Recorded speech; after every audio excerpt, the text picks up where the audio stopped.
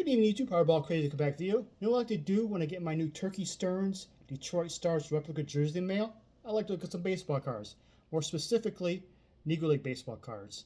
So this is a little response video, I guess, plus something I was kind of planning on doing anyways, is showcase some of the Negro League cards. I haven't done that in a while, and I want to kind of re-show it to the newbies and kind of add to the collection ones that have been added the last couple years. One of my rules in collecting to keep me focused, keep me within my budget instead of buying everything, is to is not to buy post-playing days cards, but one of the three major exceptions is autograph cards, relic cards, and Negro Leaguers, because obviously I can't afford Negro League playing cards these guys I'm about to show. So I'm going to show you my Negro League collection. This is going to be probably a part one of a four-part series. Part one is just base playing day based Negro Leaguers. These are mostly all Hall of Famers, a couple exceptions. Every guy you probably heard of before. Part one's just base regular post-playing day cards. Part two would be I'm going to show you my Negro League relics and autographs. And part three, I think I'm going to split into two parts. 3 and 4 is playing days cards of Hall of Famers. Playing days cards of Negro Leaguers. So these are my Negro League collection. I've been infatuated with the Negro League since the early '90s. I remember going to when I was in college, by the time the Ken Burns documentary, and when the Negro Leagues became more and more popular, and some of the players would start going around doing car shows, doing fundraisers, kind of speak the truth of Negro Leaguers, speak everything.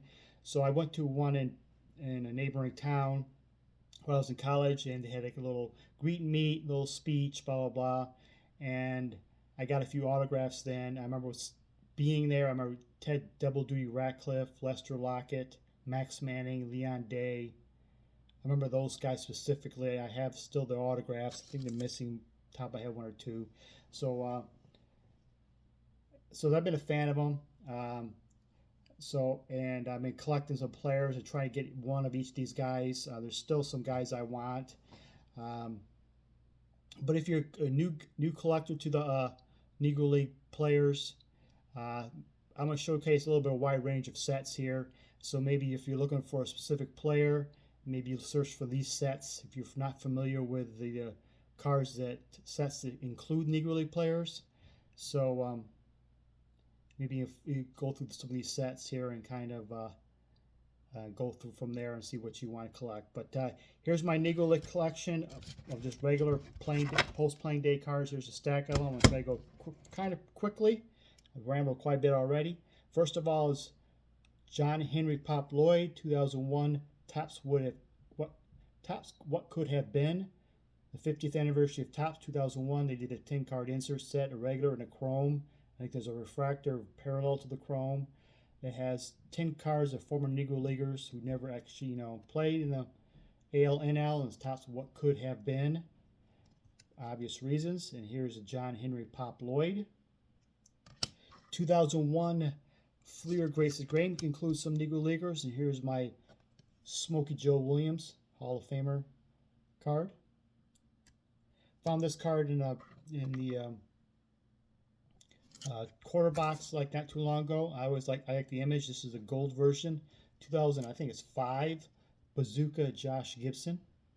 I just like this cool image, gold version. I couldn't pass it up. One of my favorite sets of Hall of Fame sets, post-playing day, is the 2013 Panini Cooperstown. This is the Satchel Paige. I think it's the orange parallel. It shows him with the Kansas City Monarchs. I always like this because it kind of gives a line score of a game they participated in and a little recap of it. It's kind of cool. 2012 Panini Cooperstown. Here's an Oscar Charleston. Back to 13 Cooperstown. This is like I don't know what kind of insert set, something about flags, the world, foreigners, something or other. It's Cuban great Cristobal Torriente. This set is, I think, from 2013 also, is America's Pastime. There is a, it's numbered to 125. It shows Minnie Minoso with the New York Cubans. There's not many cards of him as a Negro Leaguer. So here's a Minnie Minoso. These are a little thicker cards from America's Pastime set. It's insert called Barnstorming Brilliance. Goodwin Champion set of Jose Mendez. This is from a kind of oddball set. 2005. This set is pretty much associated now with custom cards. This guy kind of makes his cards, but the first year they came out in 2005, they're actually included in potato chips. They're from Michigan. I could never find in my area. I only collect this year because actually I count them as cards, because I only collect custom cards or anything like that. So these were actually issued like a traditional food issue. Everything post this, I think, are just basically sold on the website, custom made. So I don't really want those. But this is a 2005 Helmers. It's a potato chip brewing company here in Michigan, and sort of like a design like the T206. Here's of Turkey Stearns, and another Detroit Stars Hall of Famer, Pete Hill.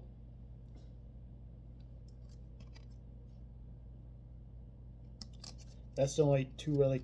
There's like how that set came out. There's like some Hall of Famers, like House of David stars, some other Negro Leaguers, or some like the shoes Joe Jackson. The set is kind of an eclectic set. 1874. I'm gonna do this one's first here, I guess. The 1994 Ted Williams Company. Ted Williams made his own cards in 93, 94. And we all know about his speech in 71, his induction speech, that he wanted Negro Leaguers in the Hall of Fame, so he's a big proponent of Negro Leaguers. So he did a little 10-card set, little subset with another set of Negro League stars. And I don't know if Ted Williams has his own knowledge or the wherewithal or something, but some of these guys are just like his only mainstream cards, or some mainstream cards are in the set and basically were unknown at the time. But one is future Hall of Famer Willard Brown, Home Run Brown. Played with the St. Louis Browns very briefly, but time didn't spend very well. And he had the wherewithal to put him in the set. He's actually the first American leaguer, I believe, black American leaguer to hit a home run. He's also a Santurce Crabbers legend. He was a teammate with Roberto Clemente, I believe, if I remember correctly. Anyways, Willard Brown, 1994, Ted Williams Company card. And also in that set is, I had to get this when I learned about this team. The Page Fence Giants is a local team about an hour or so away from me. One of the first great Negro League teams. Is newly inducted Hall of Famer Bud Fowler. It was a couple years ago. This is like his first card. I think it's the only card he really has. Maybe his card came with a Greg Krindler's set. He came out with a couple years art cards, but this is like his first card, and it's a Page Fence Giants of Bud Fowler, which kind of gives me a little. I'm still a little timeout here. Kind of irritates me, irks me as a Negro League collector, is a fan of Negro Leagues. Whenever you see a video or a documentary or any new sets that come out these past 20 years, 10 years or so, it's all about the same 5-6 guys. It's always about Josh Gibson, Satchel Paige, Oscar Charleston, Martin Diego, Buck Leonard, Cool Papa Bell. Basically, those guys, maybe one or two other ones. All these guys I'm naming here are all Hall of Famers, but regular fans don't know much about them. I don't know a lot about them. I like to see some bios on these guys. I have more options in buying some cards, like Bud Fowler. This is the only card, basically. Willard Brown, how many cards are there out there? Hardly any. Wish there was like more options. If Panini can't do anything with current stars anymore, they should go full in on Negro Leaguers and get some Negro League players in some of their sets, not just get some more options for us Negro League collectors. Anyways, back to regular programming. A teammate with Bud Fowler, who was on the Page Fence Giants. and was on the that same ballot for the Hall of Fame is Home Run Johnson. It's 1974 of Laughlin's Old Black Stars. Next set is from Topps Pristine from I think early 2000s, and they're numbered. I think they're numbered cards. Here's Monty Irvin with the New York Eagles. Here's Junior Gilliam with the Baltimore Elite Giants. Don Newcomb with the New York Eagles.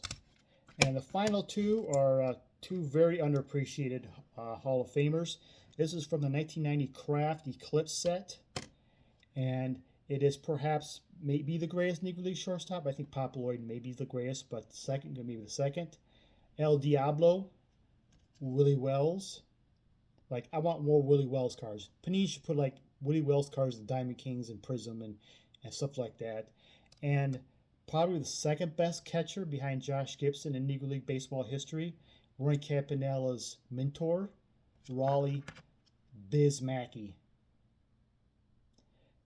That is some post-playing days cards. I talked long enough, and that's part one of my Negro League collection. Y'all have a good night.